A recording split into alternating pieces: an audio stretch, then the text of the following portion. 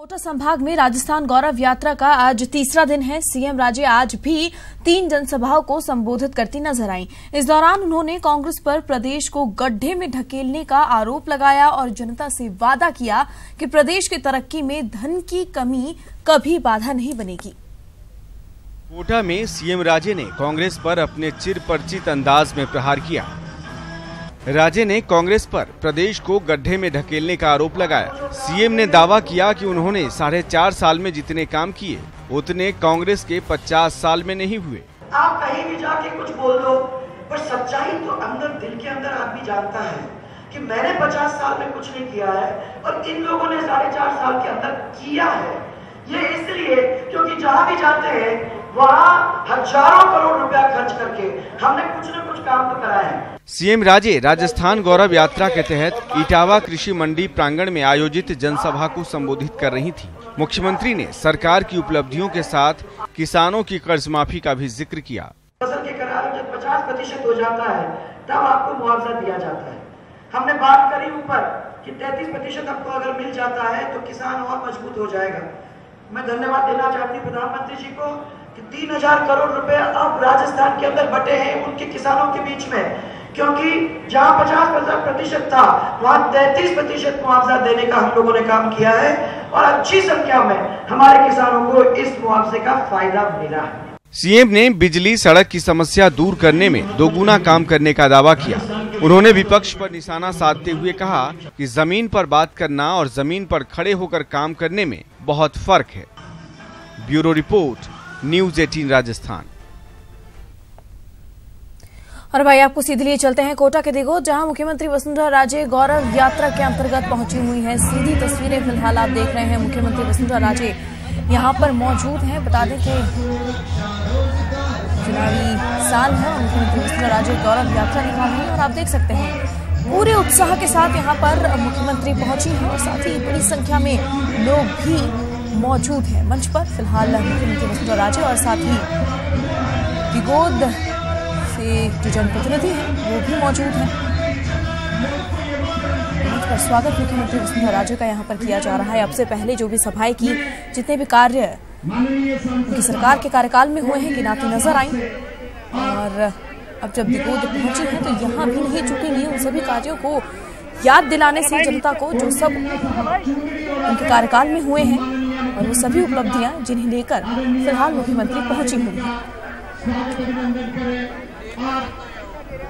निवेदन कर रहा हूँ कि राजी नागर साहब से वो छोटे और आनबान का प्रतीक, राजस्थान के आनबान का प्रतीक तलवार भेंट करें और आप सभी से आग्रह जोरदार तालियां बजाकर हमारे लोकप्रिय मुख्यमंत्री का स्वागत करें। और तालियों की गड़गड़ाहट के बीच चुनरी ओढ़ाकर मुख्यमंत्री वसुंधरा राजे का स्वागत यहाँ पर किया जा रहा है और विभिन्न मंडलों के अध्यक्षों का वे पधारे।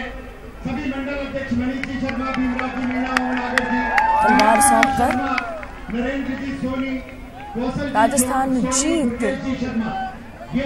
कामना यहाँ पर मुख्यमंत्री वसुंधरा राजे के लिए की जा रही है। मंच की तस्वीरें आपके सामने, जहां मुख्यमंत्री फिलहाल मौजूद हैं। सम्मान मुख्यमंत्री वसुंधरा राजे का किया गया। हाड़ौती क्षेत्र जो खासतौर पर मुख्यमंत्री वसुंधरा राजे के काफी करीब है, उनका गृह जिला इस क्षेत्र में आता है। ऐसे में अपने आप में खास हो जाता है। विशाल काय फूलमाला के साथ मुख्यमंत्री वसुंधरा राजे का स्वागत यहाँ पर किया जा रहा है। बता दें कि मुख्यमंत्री वसुंधरा राजे की सभा यहाँ पर है। मंत्री प्रभुलाल सैनी भी यहाँ पर मौजूद हैं और भी कई दिग्गज हैं जो इस दौरान मुख्यमंत्री के साथ मौजूद हैं। सम्माननीय मुख्यमंत्री जी का पुष्पहार पहनाकर स्वागत अभिनंदन करें। महावीर जी मीणा, काला रेवा, धनराज जी बेरवा, प्रेम जी गोचर, जिला महामंत्री हरिशंकर जी नागर, उपाध्यक्ष नरेंद्र जी शर्मा, डॉक्टर जिया धनवानी जी, जिला मंत्री दिलीप जी गर्ग, वाइस चेयरमैन। आपको लिए चलते हैं, मुख्यमंत्री वसुंधरा राजे संबोधन दे रही हैं, आइए सुनते हैं। माननीय सांसद श्री बिरला, दौलतपुर करौली की सांसद श्री मनोज जिरोजोरिया, विधायक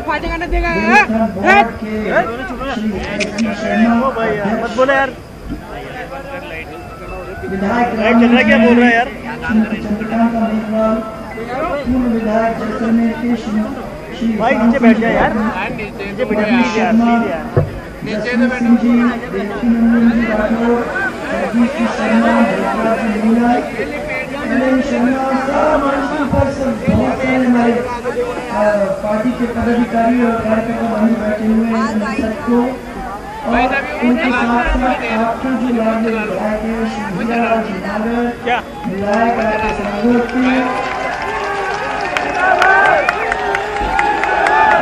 टाइम लेते हो। मुझे लगता है कि मैंने आपको काफी देर तक रोक के रखा है। मैं सबसे पहले आपसे माफी मांगना चाहूंगी कि इतनी देर तक आपको यहाँ बिठा के रखा, परंतु रास्ते भर सब लोगों ने आज इतना प्रेम दिया, जगह जगह पे रोका, जगह जगह पे अपने काम बताए और आप तक आते आते देर हो गई, फिर भी आप लोग इतनी संख्या में रुके रहे और आप लोगों ने इतने प्यार से हम सबका स्वागत किया है। उसके लिए मैं सबसे पहले आपको प्रणाम करके और बहुत बहुत धन्यवाद देना चाहती हूँ कि आपने इतना आशीर्वाद रखा। इसलिए जब मैंने हीरालाल का नाम लिया मुझे लगा कि आप लोग थोड़ा सा मुझे मालूम है कि आज का कार्यक्रम ये आखिरी कार्यक्रम होना चाहिए था, परंतु मैंने क्या इंजेक्शन दे दिया है आप लोगों को। रुक जाओ। हाँ, अब आज शाम खत्म नहीं हुई है क्योंकि मेरे को ये बताया जा रहा है कि अभी कोटा में पैर नहीं रखा है और आप सब जानते हो कि अभी कोटा में पैर रखा जाएगा तो वो तो रात के 2 बजे ही देंगे। तो इसलिए सबसे पहले मैं आपको धन्यवाद देना चाहती हूँ और इस पूरे संभाग के अंदर अभी तक जो भी दौरे हुए हैं, आप लोगों की जो मुलाकात हुई है, जो हिसाब किताब आपके साथ बैठ के हम लोगों ने किया है, उन सब के अंदर मुझे खुद को खुशी हुई है क्योंकि इस क्षेत्र के अंदर पैसा खर्च हुआ है, जोरदार पैसा खर्च हुआ है और काम के अंदर कोई भी कमी नहीं रही है। इसके लिए मैं आप सबको बधाई देना चाहती हूँ, आपके विधायक को बधाई देना चाहती हूँ जिसने दौड़ दौड़ के काम करना है, कोई काम नहीं चाहिए। आवाज नहीं आ रही मेरे को।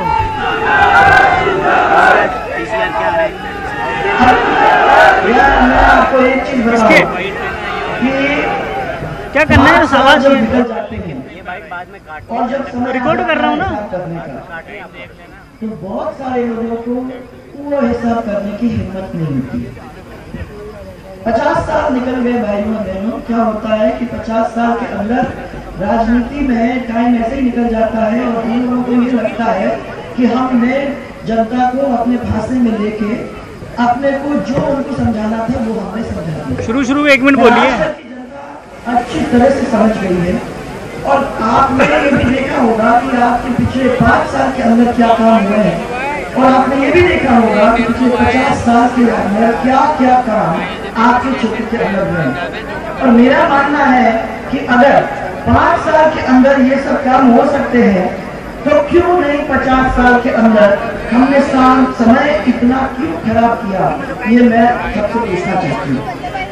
आज सालोर दिगोर ये पूरे क्षेत्र के अंदर भाई क्या कर रहा है यार, बंद हो जाएगा तो एक मिनट चल जाएगी भाई।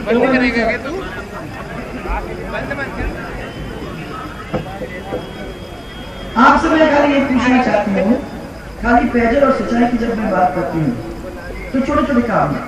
आपके सावन बादों का नहरों का जीर्णोद्धार का काम, आपके चंद्रावला में स्थानीय नाले पर एनीकट के निर्माण का काम, पहले ये छोटे खादी खेड़ा लघु सिंचाई योजना के आपके जीर्णोद्धार का काम जो प्रगति पर है, जो चौमा लघु सिंचाई परियोजना का जीर्णोद्धार का काम आपका है, जो सावन बादों बांध का जो आप लोगों ने अभी बांध का जीर्णोद्धार का काम चालू किया है, दाता तालाब, उजाड़ नदी, मुलजिया तालाब, आरओ प्लांट, सोलर प्लांट, ये तो सब आपको चली रहे। इसके साथ साथ काली सिंह नदी पर हाई लेवल ब्रिज, उजाड़ नदी पर उच्च स्तरीय स्कूल, ये सब का निर्माण आपका होने जा रहा है।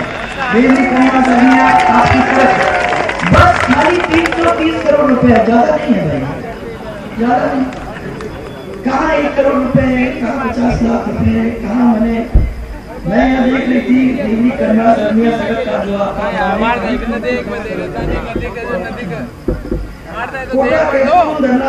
जो आपका है जो पूरा हो गया है, खाली 156 करोड़ रुपया, छोटा काम है। आजकल अपन 1 करोड़ की गिनती नहीं करते, लाखों में तो गिनती करते ही नहीं है, और जब 100 करोड़ 200 करोड़ की बात करते हैं सोचने लगते हैं।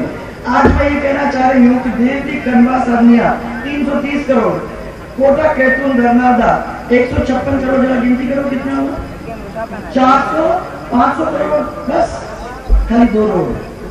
सांगोट शहरी पेयजल योजना का पुनर्गठन आपका पूरा हो गया है, उसमें आपने करीबन 22 करोड़ रुपए खर्च किए, और लगभग 30,000 आबादी के 4 गांव आपके टोटल लाभान्वित हो रहे हैं। आपका काम पूरा हो गया ना?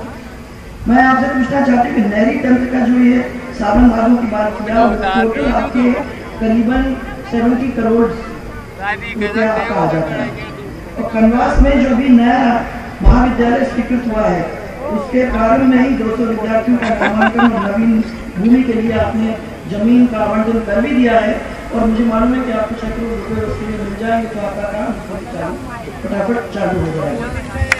ये तो छोटा मोटा काम है, मैं अभी इनको इसमें दिल्ली में देंगे, मैं ये अवस्था होगी कह रही हूँ। 38 करोड़ का आपका ये कन्वास नहीं 175, ये भी छोटा मोटा काम नहीं, अपने छोटे छोटे काम कर रहे हैं। 175 करोड़ रुपया का कन्वास से कानपुर से हमारे क्षेत्र में आता है, आपके क्षेत्र में आता है, के बीच में 200 करोड़ रुपया खर्च करेंगे। और इसी साथ में कोटा सांगोट दवाई वाली सड़क जो आपकी है वो 300 करोड़ की सड़क है, वो भी 150 करोड़ रुपया आपके हमारे बीच में बैठ रहे हैं। मैंने छोटा मोटा काम भाइयों यहाँ कुछ नहीं है। इसी तरीके से आपका ये खड़िया रेलगांव लालाहेड़ा सांगोट, ये कितने GSS तैयार हुए?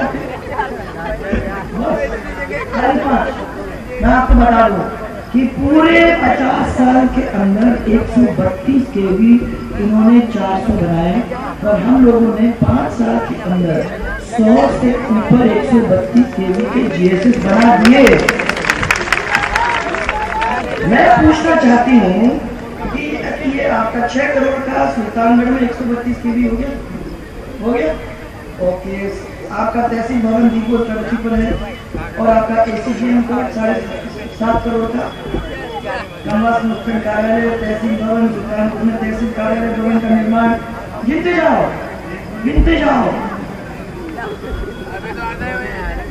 चलो बड़े वाले पे आ जाओ।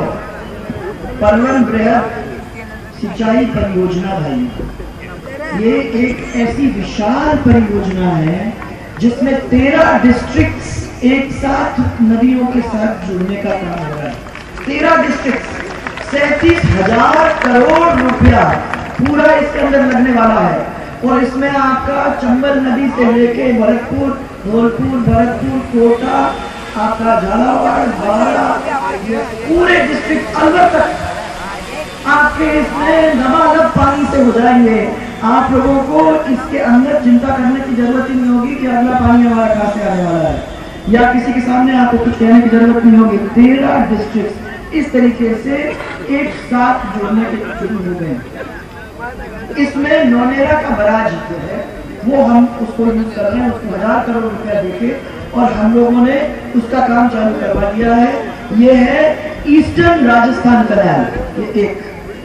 दूसरा, क्योंकि हम तो छोटा काम करते नहीं हैं, दूसरा काम है 8,000 करोड़, बस सिर्फ 8,000 करोड़ का परवन बृहद सिंचाई योजना, जो परवन सिंचाई योजना का पिछले चुनाव के 5 दिन पहले राहुल गांधी ने आके शुरुआत करने की कोशिश की थी, जबकि उनके पास ना तो जमीन की परमिशन थी, ना उनके पास पैसा था, ना उनके पास पर्यावरण की परमिशन थी, कुछ नहीं था। पर हाँ, पत्थर लगाने से कौन रोक सकता है किसी को? तो वो आए, पूरी कांग्रेस साथ में आए, पत्थर लगा गए और हल्ला मचा के चले गए कि हमने परवन को शुरू कर दिया। मैं ये पूछना चाहती हूँ कि 50 साल गुजर गए, तब क्यों नहीं लगाया, और अब तक इन्होंने काम क्यों नहीं किया है? हमारा काम ऐसे कच्चा नहीं होता भाई, हमने इन सब चीजों की परमिशन ले ली है। और मैं आपको ये बताना चाहती हूँ कि प्रथम चरण के अंदर इसमें करीबन 1,00,000 31,000 हेक्टेयर के नहरी तंत्र के निर्माण के ऊपर करीबन 2,500 करोड़ रुपए के कार्यादेश जारी कर दिए गए हैं और इनका काम प्रगति पे है। मैंने अभी एमपी साहब, आपके झालावाड़ के एमपी साहब को कहा भी था और वो वहाँ के एमएलए साहिबान को भी कहा है, और मैं आपको भी कहना चाहती हूँ कि आप थोड़े बस से भर के लोगों को वहाँ जरूर ले जाइए। आप देखिए कि कितना बड़ा टनल बनाया है जिसमें से वो पानी निकल के आने वाला है, तो आपको समझ में आ जाएगी कि कितना बड़ा काम राजस्थान की सरकार अब वहाँ करने जा रही है, जिसका पानी ये सब डिस्ट्रिक्ट के अंदर फैल के और इन डिस्ट्रिक्ट को फायदा देगा। इससे सांगोर विधानसभा क्षेत्र के अंदर 48 गांव और करीबन 15,000 हेक्टेयर के अंदर सिंचाई की सुविधा उपलब्ध होगी। 15,000, और खाली फर्स्ट फेज की बात कर रहे हो भाई, हम तो सेकंड फेज की बात ही नहीं कर रहे हैं। और परियोजना का सेकंड फेज में जब आप आओगे तो 70 लाख हेक्टेयर के नहरी तंत्र निर्माण की निविदाएं अभी प्रक्रियाधीन है, माने ये काम चल रहा है।